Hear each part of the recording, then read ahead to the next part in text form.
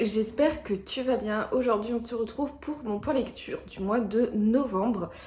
Et avant toute chose, j'ai une dégaine vraiment un peu de plouc. Tout simplement parce que aujourd'hui, on est le 1er décembre, que demain, je pars en Normandie chez mes grands-parents. Donc aujourd'hui, il faut que je finisse de faire le ménage, faire ma valise. J'ai à 11h, faut que j'aille au centre équestre pour faire une petite balade pour me détendre et tout à cheval. Et donc je rentabilise, j'ai quelques petites courses aussi à faire. Donc cette journée, il faut vraiment pas que je traîne. Donc je me suis déjà mise en tenue d'équitation. Je tourne la vidéo et en gros je vais faire les courses, je pars à l'équitation. Et je pense que je vais manger tard et après il va falloir que j'enchaîne tout le ménage et la valise. Donc voilà, j'ai pas pu me faire mieux que ça aujourd'hui, mais bon, c'est pas très grave, franchement, je pense qu'on s'en fout, le principal c'est ce que je raconte, en tout cas je pense. Donc aujourd'hui, il va falloir faire avec. Les autres vidéos qui arrivent, je serai un petit peu mieux présentable que ça quand même. Alors, il y a la moitié des livres dont je vais te parler que je n'ai pas en physique puisque je les ai lus quand j'étais chez mes parents début novembre et que je les ai pas ramenés ici parce que j'ai pas beaucoup de place pour mes livres et là déjà ça commence à devenir serré, donc j'ai préféré les laisser là-bas. Et donc le premier livre que je ferai te présenter quand même, c'est Cécité Malaga de Benjamin Lacombe, qui est un roman illustré, qui est un petit conte en fait, illustré par Benjamin Lacombe, et qui parle en fait d'une artiste de cirque qui est aveugle. Et au fur et à mesure du petit conte, on va en apprendre plus sur pourquoi elle est aveugle, qu'est-ce qui lui est arrivé et qu'est-ce qu'elle va devenir. J'ai vraiment beaucoup aimé cette histoire et cet album illustré qui est vraiment, comme toutes les illustrations et les œuvres de Benjamin Lacombe, c'est magnifique. Et on a une partie explicative à la fin du livre où Benjamin Lacombe nous parle de pourquoi ce livre, quel a été son processus, qu'est-ce qu'il a eu envie de raconter avec ce livre-là. Et je trouve que ça apporte un éclairage vraiment complètement différent sur son œuvre. Et vraiment, du coup, ça m'a donné envie de le relire. Alors, j'ai pas eu le temps, malheureusement, mais je pense que je le relirai de toute façon à un moment ou à un autre. Et je pense que cette fois, je relirai l'explication avant de relire le conte pour avoir bien toutes les explications et qu'est-ce qu'il faut chercher un petit peu dans ce conte-là, qui est déjà, quand on le lit comme ça, est très intéressant, vraiment. La construction graphique autour du texte est vraiment super bien faite. Et enfin, j'ai passé un super bon moment de lecture, très clairement, c'était hyper agréable. Si t'es une fan ou un fan de Benjamin Lacombe et que tu n'as pas celui-ci, je te le recommande vraiment parce qu'il est vraiment super bien. Ensuite, j'ai lu la BD Le Roi Louve, c'est un tome 1 de Lapierre et Alibert. Et j'ai bien aimé cette BD, ce premier tome-là. Après, vu que c'était juste, mes parents avaient acheté le tome 1 parce que eux, ça les intéressait. Du coup, ils avaient envie de découvrir l'histoire et voilà. Et que moi, je l'avais vu passer. Il m'avait l'air très sympa, mais ça ne m'a pas intéressé plus que ça. Mais vu que là, je l'avais sous la main, je l'ai lu. Et donc, on est dans un monde où on a des espèces de loups-garous qui dominent. Et jusqu'à un certain âge, les loups-garous changent de sexe à chaque lune, donc deviennent tour à tour hommes et femmes. Et passé un certain âge, ils doivent choisir s'ils veulent rester hommes ou rester femmes. Et on suit du coup une jeune louve qui est la fille du roi. Et donc la tradition veut qu'elle choisisse le sexe d'homme pour devenir roi à son tour. Sauf qu'elle, elle n'en a pas du tout envie, elle veut rester femme et elle veut régner en tant que femme. Et ça se passe pas très bien avec son père, quoi. Donc, va s'enchaîner plein d'aventures. À côté de ça, il y a un royaume d'humains et la punition dans ce royaume d'humains, c'est d'être plongé dans les eaux d'un lac magique qui ôte l'âme de la personne et la personne devient un espèce de zombie errant sans aucune volonté. Et l'un dans l'autre, on a donc un jeune homme qui s'est fait zombifier comme ça, qui va rencontrer du coup notre jeune louve et va s'en mêler une quête et plein d'histoires autour de ça. Et j'ai trouvé ça vraiment pas mal du tout pour un premier tome. C'est assez prometteur et il y a beaucoup de questions qui se posent déjà dans ce premier tome auxquelles on n'a aucune réponse et même pas ne serait-ce qu'une piste et qui donne vraiment clairement envie de lire plus pour en savoir plus sur les mystères de cet univers. Et côté personnage, j'ai vraiment beaucoup aimé le personnage de l'héroïne Louve, qui vraiment change de sexe et qui veut vraiment être femme, qui se sent femme et qui refuse qu'on lui impose un autre sexe que ce qu'elle a choisi.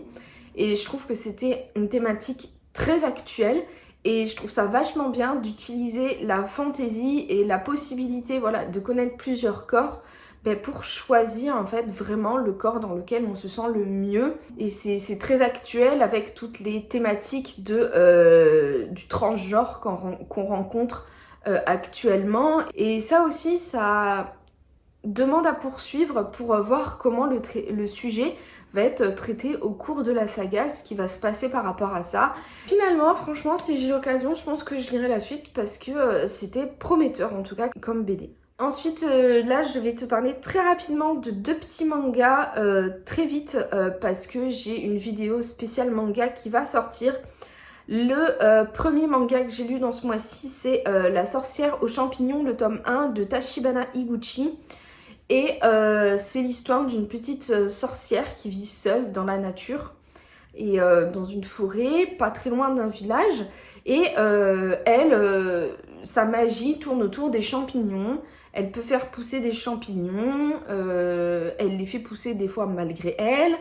Et elle vit dans une maison champignon. Et elle fabrique des remèdes à base de ces champignons-là qu'elle va vendre chez l'apothicaire et que les gens s'arrachent mais ne savent pas que c'est elle qui les fait. Et cette petite sorcière, elle essaie de faire son mieux, elle est extrêmement timide et ça j'ai trouvé que c'était vraiment cool d'avoir un personnage qui est vraiment timide, mais c'est vraiment timide maladif chez elle presque. Elle déteste être au centre de l'attention, elle parle très peu dans le manga, vraiment il y a très peu de passages où elle parle et quand on a des passages dans la ville, elle est muette tout du long quasiment. Et je trouve que c'est vraiment aussi super bien de mettre en avant des héroïnes qui sont différentes des standards qu'on a pu avoir jusqu'à maintenant. On a beaucoup d'héroïnes féminines qui sont hyper badass, qui en imposent et tout.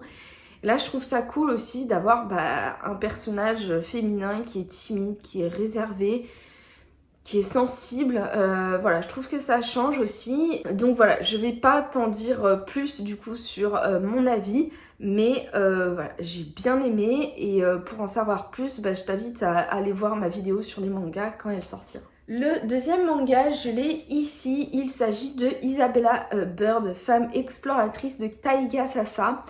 C'est un tome 1 aussi et donc on suit Isabella Bird qui débarque au Japon et son but est de visiter du sud au nord le Japon et de découvrir du coup les traditions japonaises. Et elle est accompagnée par un guide japonais qui s'appelle Ito et qui lui explique du coup les traditions de son pays au fur et à mesure de leur voyage.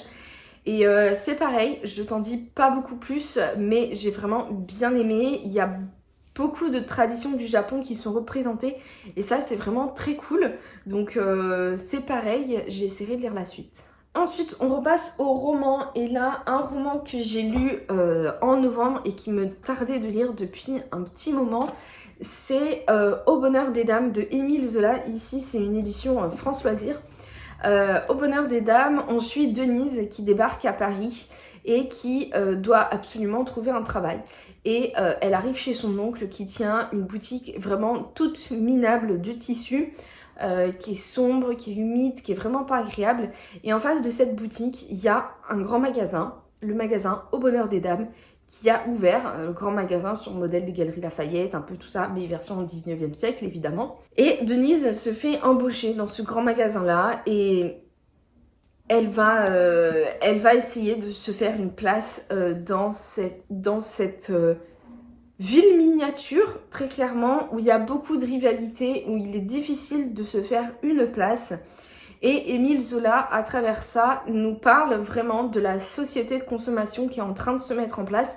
Alors lui, il n'utilise jamais ce terme-là parce que à son époque, ça n'existait pas.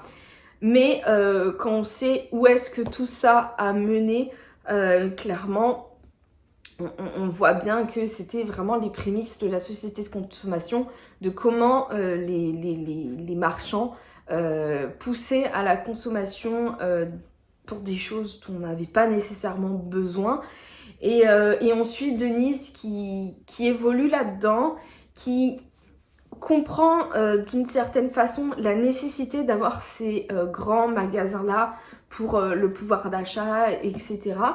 Mais par contre, qui n'accepte pas du tout la façon dont sont traités les gens, la façon dont le grand magasin vraiment traite ses employés et traite aussi le reste des petits commerçants. Et par-dessus là, on a une histoire d'amour entre Denise et Octave Mouret. Donc à travers ce roman-là, Émile Zola traite très clairement de comment les choses changent, comment les femmes sont traitées dans la société aussi.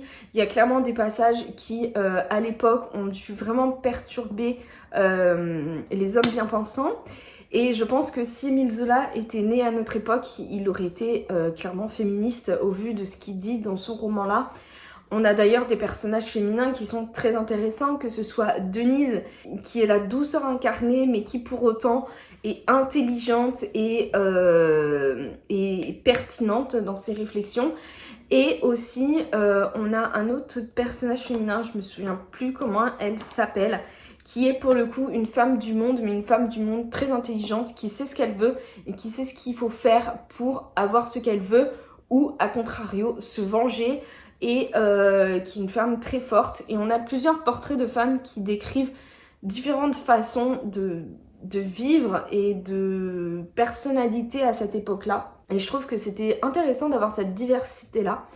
Et vraiment, j'ai bien aimé. J'ai eu peut-être un petit peu de mal au début où c'est assez longué à se mettre en place, mais passer vraiment la moitié, là ça s'enchaîne et c'est plus intéressant, en tout cas moi j'ai trouvé. Et vraiment je suis contente d'avoir découvert enfin cet auteur-là. Et par contre j'aimerais bien découvrir un roman peut-être encore un peu plus engagé d'Émile Zola, un peu plus incisif, comme Germinal par exemple, que j'aimerais beaucoup lire. Donc peut-être que ce sera la suite, mais en tout cas j'ai vraiment bien aimé, ça apporte des réflexions intéressantes et à l'époque ça a dû faire en réfléchir plus d'un. Ensuite j'ai lu le premier tome des Brumes de Cendrelune de Georgia Caldera, ici c'est l'intégrale France Loisirs. Et donc dans cette histoire on est un peu dans un futur un peu apocalyptique, où on a des dieux qui règnent, dont un dieu qui s'appelle Orion et qui a le pouvoir de lire dans les pensées de tous ses concitoyens. Et pour empêcher que la rébellion, qu'il y ait une guerre, qu'il y ait une déstabilisation du pouvoir, tous les dimanches, son ombre va arrêter et mettre au pilori des citoyens qui nourrissent des pensées révolutionnaires, des pensées interdites. Et Céphise, notre petite jeune dame, a vu toute sa famille se faire un peu zigouiller de la sorte, et ceux qui sont liés à ces personnes-là se font rapiécer, se font punir. Et rapiécer, ça veut dire qu'on lui met en fait des membres en métal. Et donc on est dans ce monde-là, et il va y avoir un élément déclencheur qui va faire que du coup on va avoir l'aventure qui démarre. Ce premier tome est pas mal, il met vraiment en place l'univers et pose vraiment des mystères, des intrigues sur l'univers qu'on a très envie de savoir. Et je trouve que c'est vraiment le point fort de ce roman-là, c'est que voilà, l'univers est très intriguant. Et clairement, je lirai la suite pour en savoir plus sur l'univers. Côté personnage, on a deux personnages principaux qui sont Céphise et Verlaine, qui sont un peu des clichés, très clairement. Céphise est quand même plus intéressante que Verlaine. Moi j'ai trouvé Verlaine m'a laissé un peu indifférente, parce que je trouve que son évolution et son comportement sont assez prévisibles, sont un peu clichés en fait dans le genre. Céphise, elle, est plus nuancée, plus intéressante à suivre. Le livre pêche un peu avec des côtés un peu clichés du young adulte, Et il y a d'autres côtés qui sont intéressants comme l'univers. On a 2 personnages secondaires qui sont Héphaïstos et Proserpine, qui m'ont l'air très intéressants aussi et dont j'aimerais en savoir plus sur eux aussi. Et voilà, donc j'ai passé quand même un bon moment de lecture. Clairement, autant j'avais l'impression qu'il se passait pas grand chose dans l'histoire en fait, et autant je l'ai lu assez vite ce premier tome là. Donc là-dessus, je sais pas trop quoi en penser, mais j'ai passé un bon moment de lecture. Je lirai la suite, de toute façon, je l'ai déjà, la suite, j'ai l'intégrale. Donc on va voir ce que la suite me réserve. Pour l'instant, c'est un bon début de saga, on va dire ça. J'ai passé un bon moment, après, c'était pas non plus hyper méga renversant. Et le dernier livre que j'ai lu en ce mois de novembre, là pour le coup, il sort complètement de ma zone de confort puisqu'il s'agit de Écoute la pluie tombée de Olivia Ruiz. J'avais déjà lu La commode au tiroir de couleurs de cette autrice, donc Olivia Ruiz qui est une chanteuse à la base et qui s'est lancée dans l'écriture pour raconter un peu l'histoire de sa famille, romancée évidemment. Et là, on suit la sœur de l'héroïne du roman précédent. C'était vraiment super bien. Pour le coup, j'ai passé un bon moment. Alors, il est assez court, il se lit très vite. Du coup, je l'ai lu très rapidement. Mais j'ai vraiment bien aimé. On suit du coup Carmen qui se sent à l'étroit auprès de ses sœurs, qui aimerait découvrir le monde et qui aimerait aussi trouver sa place, trouver qui elle est vraiment. Et donc, elle va suivre un chemin différent de celui de ses sœurs. Il va lui arriver des choses très difficiles. Elle va essayer de trouver un peu la paix intérieure. Et j'ai vraiment trouvé ce roman très très bien. C'est pas eu un coup de cœur ni rien parce que ça reste du contemporain et je suis jamais une très grande fan du contemporain. Mais pour le coup, ça, j'ai bien aimé parce que Olivia Ruiz a une façon très douce et très bienveillante de raconter ses histoires. Elle ne juge pas, on sent vraiment que l'autrice nous raconte cette histoire avec le cœur et qu'elle a beaucoup de bienveillance pour ses personnages qui du coup sont inspirés de sa propre famille, donc c'est assez évident. Mais pourtant, elle nous cache pas aussi la face sombre de Carmen et c'était vraiment très sympa de voir Carmen évoluer, de la voir s'affirmer, de la voir s'apaiser aussi. Donc j'ai vraiment passé un bon moment avec aussi toutes ses origines espagnoles. On en parle moins que dans La commode au tiroir de couleurs, mais on sent quand même que c'est une part importante des membres de cette famille. Et vraiment, c'était vraiment super bien. Franchement, pour le coup, c'est un bon petit contemporain. J'ai passé un bon moment en le lisant. C'était très sympa. Et du coup, j'ai quand même hâte de lire ce que Olivia Ruiz va nous proposer par la suite, si elle continue d'écrire. Donc voilà pour ce point lecture, n'hésite pas à dire dans les commentaires si toi aussi il y a des livres que tu as lus, ton avis, si tu as fait des découvertes géniales pendant ce mois de novembre, si tu as des recommandations à nous faire aussi, ça fait toujours plaisir ça. En attendant, moi je vais te laisser là, je vais entamer ma journée de course à 100 à l'heure et on se retrouve très bientôt pour une prochaine vidéo. En attendant, je te souhaite de très bonnes lectures.